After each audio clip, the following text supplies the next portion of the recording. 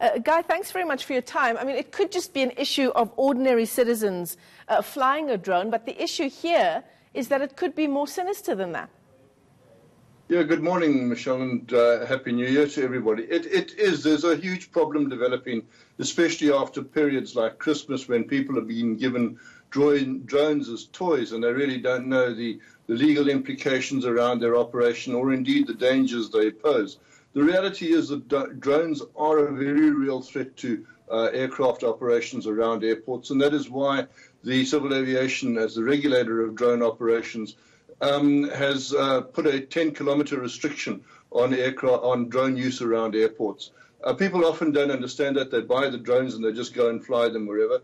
There are lots of rules in place. You can't fly them near helipads, for instance. A lot of hospitals have helipads. You can't fly them over crowded beaches. You can't fly them over people's private property without their permission. Yeah. So people really must be aware of what the drone regulations say.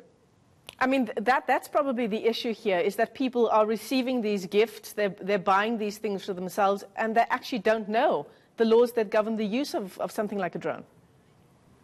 I think that's probably correct, and yet, of course, we must always bear in mind that ignorance of the law is no excuse. People are obliged to understand what the drone regulations say. They are readily available. You don't have to go and look up the actual regulations. Almost every site that for drone users, operators, affinity groups, social pages, lists the key drone regulations. So again, I really need to emphasize that ignorance of the law is no excuse, because the disruption can be absolutely enormous. I mean, we saw with the Gatwick Airport episode, hundreds of thousands of people were not just inconvenienced, but they missed their flights, they missed their connections to their families over Christmas. The damage ran to hundreds of millions of rands. So the law is actually very tough about these sort of things.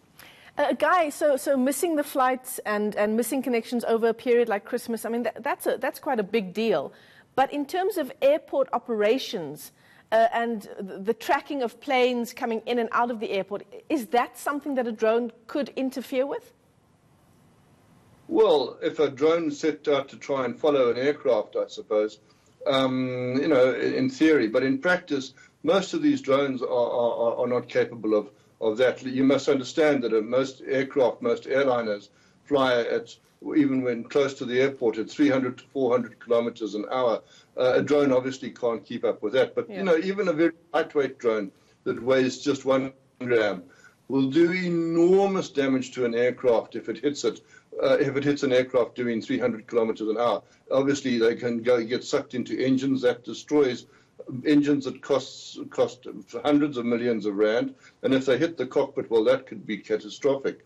So the consequences really are very serious, and people must understand that. In fact, the fines match that. I mean, there's up to 10 years in jail for malicious usage of drones.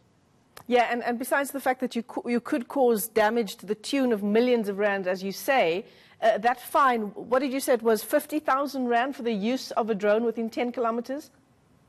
Yeah, but it's 50,000 rand or up to 10 years imprisonment. That's really the absolutely staggering aspect of the force of regulation.